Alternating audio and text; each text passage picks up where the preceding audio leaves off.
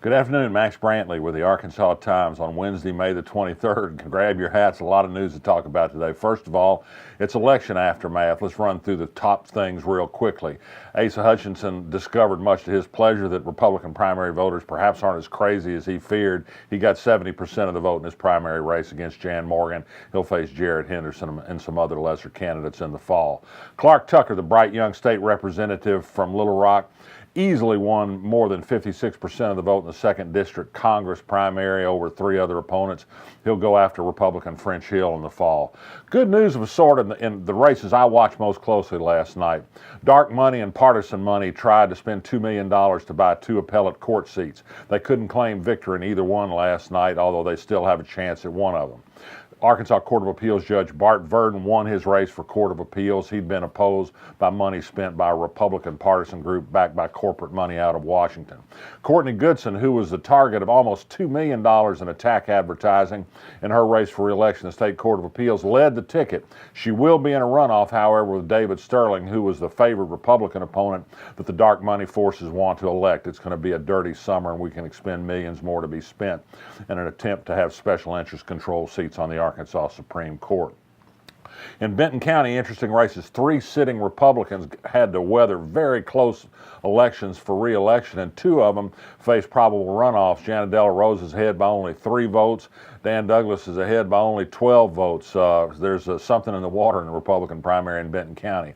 A little history in Pulaski County. It looks like Eric Higgins was elected sheriff. He will be the first black county office holder in Pulaski County, certainly the first black sheriff. And Terry Hollingsworth, also an African American, won the Democratic primary race for county circuit clerk. She has a Republican opponent in the fall. Okay, on to more big news. Both the ACLU and the Freedom from Religion Foundation, with other groups and associations, filed 2 separate federal lawsuits today challenging the 10 Commandments monument on the state capitol. Of course, it's nothing but a religious exercise by the state. It's thus unconstitutional, they say. They want it removed, and they want attorney's fees if they win the lawsuit. Lots more to come on that. Jason Rapert hasn't yet been heard from, but we can sure he will be. More news from the Arkansas Supreme Court. It granted with little comment David Couch's petition ordering Leslie Rutledge to either approve his petition for a ballot initiative to raise minimum wage or else change the language in a way that she found suitable to her. She's refused 70 ballot initiatives in the last 2 years. He says it's her statutory duty to either approve them or make them better in 3 days. She's refused to do so. The Supreme Court now says she must. Time is running out to qualify measures for the ballot. There are other measures pending on casinos, marijuana, and state law that also could be affected if they can get some speedy action from Leslie Rutledge. I'm not sure she's not through with some of her delaying action.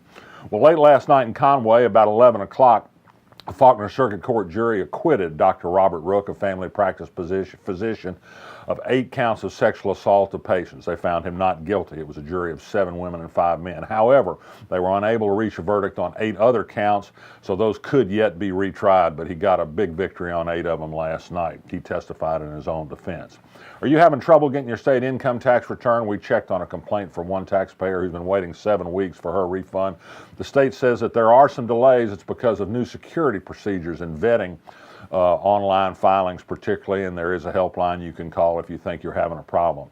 More social media news. A federal judge has ruled today that Donald Trump may not block people for making unflattering comments on his Twitter account. They say it's a public forum, and the government can't squelch speech it doesn't like just because it doesn't like it. Now, does this apply to Jason Rapert and Arkansas politicians who also block people from those social media pages? That depends, I think, on whether they're found to be true public forums and essentially outgrowths of public officials' duties. They look like it to me, but somebody's going to have to go to court to find out. And finally, on one of the pressing social issues of the day, the NFL decided today to fine teams whose players take a knee or otherwise protest during the play of the national anthem. They will allow players to stay in the locker room if they choose during the playing of the anthem.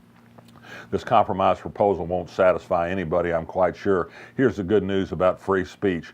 You can try to suppress it, you can squelch it, you can fine it, you can imprison it, but speech still happens, and that's the good thing about resistance. There is an outlet for all of us, so keep doing it. I'm Max Brantley. I'll be back tomorrow.